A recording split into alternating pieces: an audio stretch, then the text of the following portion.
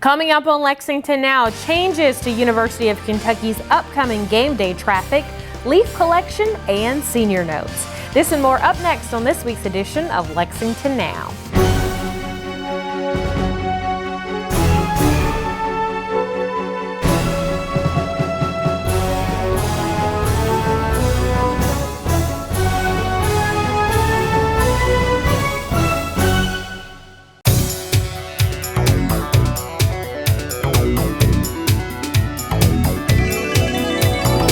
I'm Sherelle Roberts, and welcome to another edition of Lexington Now, where we take a look at the news that shapes your urban county government.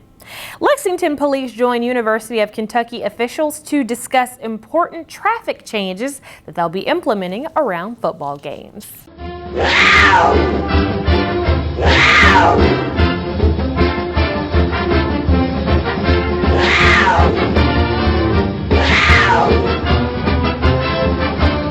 Hosting a Thursday night ESPN game provides a distinctive opportunity to show how we're transforming our campus, our deep connection with the city of Lexington, and our great university community.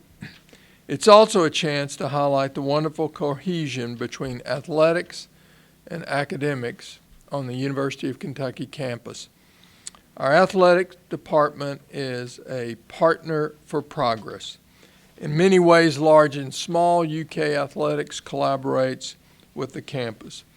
Most recently, and I see many of you who attended our announcement of this, athletics partnered with the College of Health Sciences to develop the new UK Sports Science Research Institute, which targets those in our military as well as those who perform in sports. And UK athletics has made it possible through 2/3 of the support of the entire construction costs of $112 million so that we can build a state-of-the-art academic science building that will provide our students a learning experience that is unparalleled. In the spirit of that partnership and in the spirit of our mission, it's important to remind everyone that the University of Kentucky is going to operate on a normal schedule on October 15th. Our classes and clinics will be operating on a normal schedule, and always decisions about individual classes and exams scheduled for that day are entirely at the discretion of UK's faculty. Our healthcare operations will also run on a normal schedule. I don't think you ever have a really normal schedule, but it's going to be as normal as possible. And Ann Smith from UK Healthcare will speak more to that shortly. That being said, we realize that parking and transportation on game day will not be without its challenges. I'm grateful for Executive Vice President for Finance Eric Monday and Athletic Director Mitch Barnhart for forming a working group more than a year ago to develop a transportation plan for that day. Down at City Hall, we have been talking about a new concept that the President and I have also talked about, and that's called University Cities. It turns out that cities our size, Lexington size, that are home to great universities have a lot in common. They're great places to live, high education rates, low cost of living, low unemployment, low violent crime, and university cities unite behind a team, like Lexington unites around the Wildcats. Yes, Lexington is united behind UK. UK sports bring a lot of energy, enthusiasm, fun, and excitement to our city. Everyone enjoys it when football season starts. We support our team in the usual ways by coming to the games and cheering them on, and we also show our support in ways only a city can offer, like asking our police to help make game days safe for everyone, those traveling to and from the game and those who live and work around the stadium. That's what today's news conference is about, encouraging everyone to come to the game and support the Cats, but do it in ways that are safe, in ways that respect stadium neighbors and neighborhoods. As the President said, a Thursday night game, October 15, means new traffic challenges because it is a work day. Everyone should pay more attention as they're traveling, going home, and fans will have to be especially careful getting to and from the game and parking. But we can do it. Over the past few years, the city and the university have built a real spirit of cooperation, and on game days, an atmosphere of respect for everyone. October is an exciting month for our city. In addition to UK football, we'll have the eyes of the world on us later in the month for the Breeders' Cup and the Breeders' Cup Festival. Breeders' Cup weekend also brings the University of Tennessee to Commonwealth Stadium and Halloween.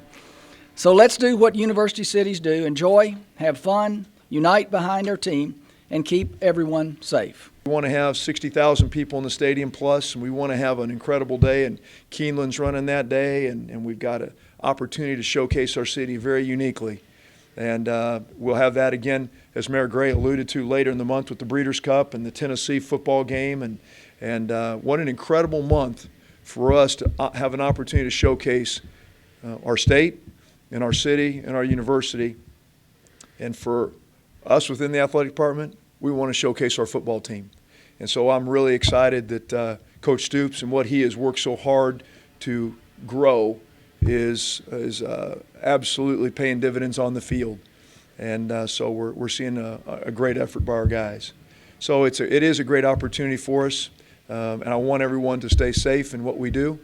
We're looking forward to it, and I would be absolutely remiss if I didn't thank all the folks up here on the stage for allowing us the opportunity to get this done. It's been talked about an awfully long time, and we've been anxious to do it, and I think it's going to be a wonderful, wonderful Thursday night, and appreciate everybody allowing us a chance to participate. So thanks for being here and getting today. We'll look forward to October 15th with great excitement. Now the big question has been, what are we going to do with student parking around the stadium? So those students and employees who park in the areas that are normally restricted for game day credential parking will be accommodated in a variety of parking facilities that we've acquired off campus. Those parking areas are assigned by group in order to ensure an adequate parking is available and to streamline the transportation in our shuttle service. We have partnered with Go Ground Transportation. It's a national firm. These buses are all handicap and disabled accessible, and will be able to transport members of the UK community, employees and students alike, to and from the remote parking lots off campus. These routes are designed to transport passengers to different locations on campus. So that's why it's important to look at the website and understand what the transportation plan is. Regardless of whether or not your individual parking areas are directly impacted by the game day parking restrictions, all UK students and employees should anticipate a little bit of longer commute. So we encourage everybody to plan accordingly. Leave early if you have to. Plan on to arrive early. UK Police, in coordination with our partners in UK Athletics and Lexington Police, as well as the Lexington Traffic Engineering, have developed a comprehensive traffic management plan that will be very similar to our normal game day operations, but we've been able to integrate the normal workday traffic into that. And I will tell you, that has not been an easy task. But we are excited and encourage everybody to be patient. That is probably the number one thing, is be patient, plan on arriving early and leaving early. When you have Keeneland and you have a great football event like this on a Thursday night, and you have the downtown economy that's going to be leaving and going home back and forth, well, the answer is patience. And we said that on the very first sold-out game that we had with the new stadium, and that's why we're having the press conference so early in the week, is please plan ahead. You know that there's going to be some parking that's going to go over into the neighborhoods. We're asking students, if you're doing that, be careful with the signage, because the residents that live in those neighborhoods expect to have their streets freed up. So illegal parking will be enforcing that. Working with the Saturday afternoon games, we usually have tailgating and events going on. Thursday we'll have the same thing. So it's a pretty exciting day when you look at Lexington and really what's happening. You're going to have Keeneland event going on. You're going to have people preparing for the game that's happening, and then a Thursday night game. And the key to it all, once again, is patience, and we ask everybody to plan ahead. Transportation to and from, we've worked with traffic engineering. They have a solid plan getting people there. You know how it is when you're leaving Lexington on Nicholasville Road going home at 5 o'clock. Well, imagine now throwing a Thursday night game at that time.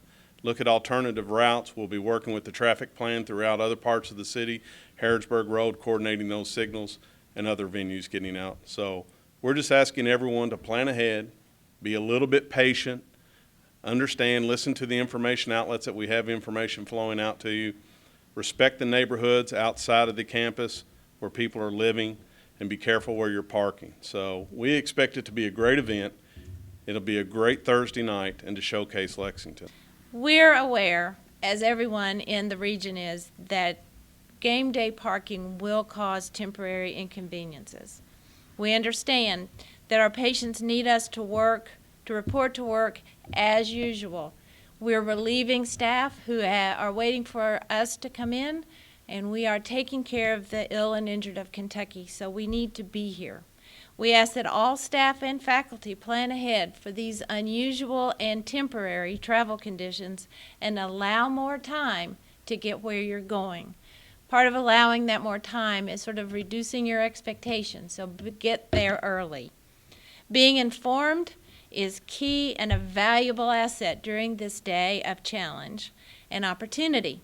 There will be a lot of resources for the information, so please review the game day parking maps and the instructions that are available on the website and allow extra time to get to work. So I will end by saying thank you for your patience. Let's have a great game on the 15th. We hope to see you in the stadium and not in our emergency department. Go Cats!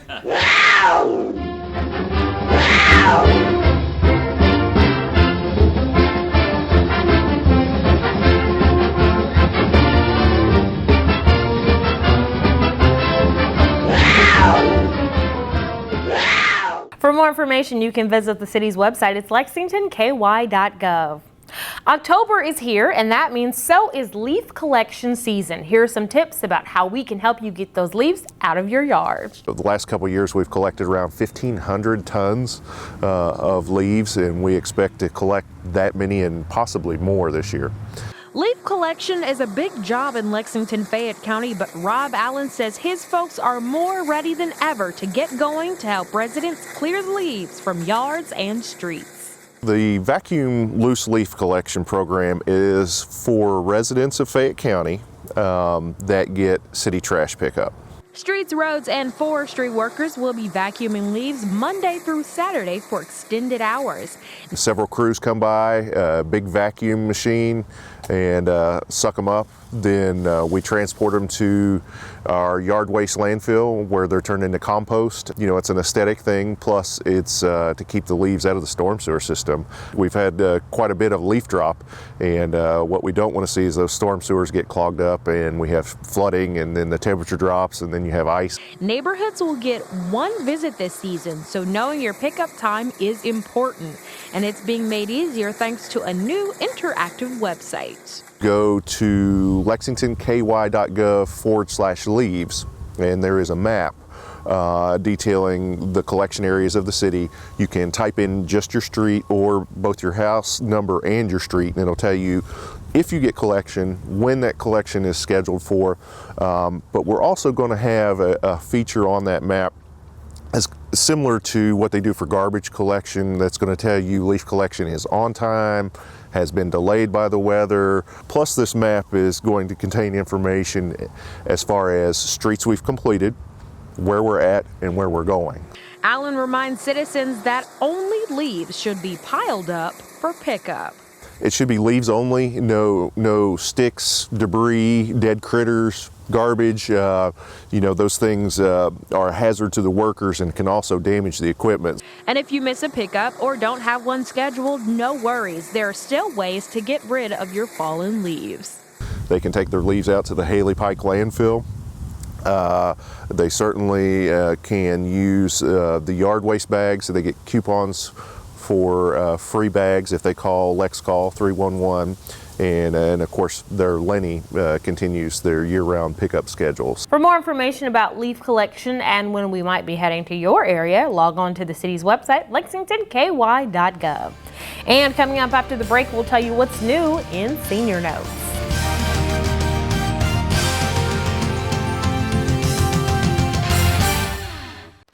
Way to go, Lexington! Participation and collection totals from the Rosie Recycling Program are at all-time highs. Now it's time for a quick reminder on what materials can go in your Rosie Recycling container. Paper and cardboard products, canned products with contents removed. We accept milk, juice, soda, and laundry plastic bottles and jugs. And glass products. No Pyrex, ceramics, or plate glass is allowed. Place only metal cans in the Rosie. Don't place other metals such as car parts, cookware, propane tanks, chains, or garden hoses in the Rosie. These items cannot be recycled by LFUCG and slow down processing efficiency. For more information about the Rosie Recycling Program, please call LexCall 311 or log on to lexingtonky.gov/waste management.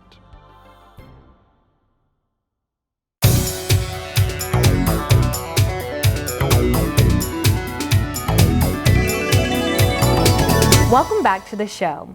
Now that fall is here, so is cooler weather, and that's a great time to move inside and see what's going on at Lexington Senior Centers. Here's the latest on activities and events in this week's Senior Notes.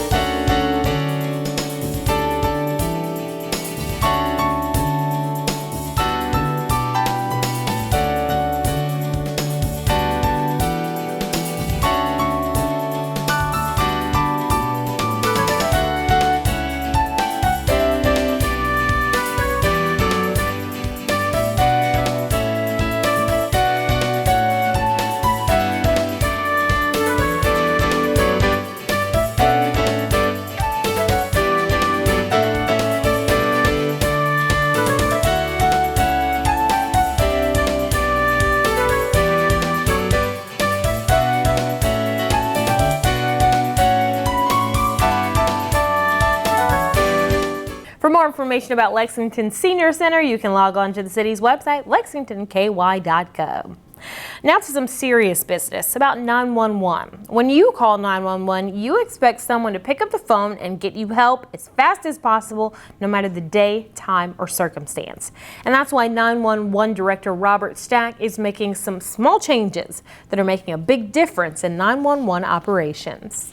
911 is serious business. A serious business in which Director Robert Stack has been leading change. 911 has really looked closely at how we do our job. To do that, Stack has launched customer service and quality control measures across the board. First and foremost, if they don't get it right, there's certainly the possibility that either the public or the responders could get hurt, and it's important that we get it right the first time. Each worker is monitored and coached regularly. Getting a true sense of, are they doing it professionally, consistently, are they getting what they need? And then once we've done that process, we sit down with the call taker dispatcher and say, here's how we observed you on this day. Observations are unannounced and are done in different ways. So it's been busy this morning? It's been steady, but not too bad. Not too bad for a Monday morning. Right. It's important that the call takers and dispatchers not know what day they're being observed or listened to, so it can be done from sitting beside them, or it can be done remotely from the position behind me. So it's important to see how they truly do their job when they don't think they're being observed. This process allows problems to be corrected and great work to be praised. Thank you for holding. Have you been held? Now, occasionally we're going to catch wrong, and when we do, we deal with it. But we want them to know we're out trying to catch them doing the right thing and promote that. There's a lot of calls day to day that most people don't know that were just really intense. A lot of angst that goes with them and a lot of stress, but we hear somebody who just remains a calm, cool demeanor all through that call.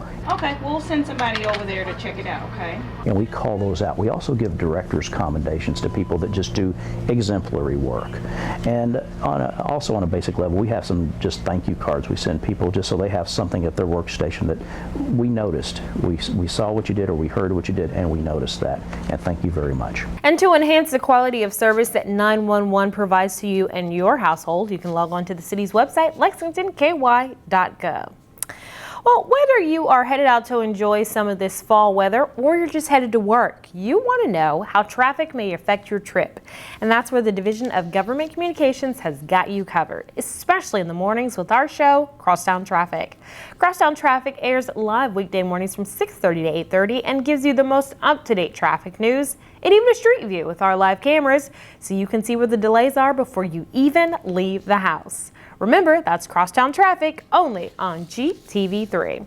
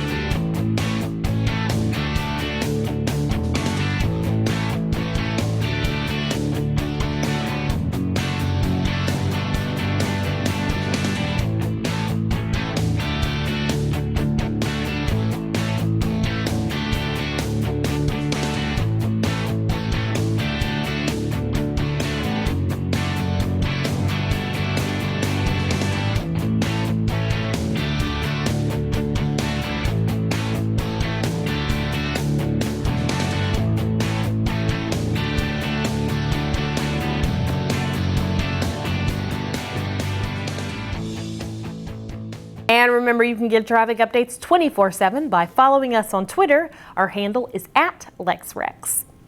And if you're a concerned citizen who likes to attend city meetings, here's a quick look at what's on our schedule in the way of meetings. But for a complete listing of meetings and events, you can log on to the city's website. It's lexingtonky.gov.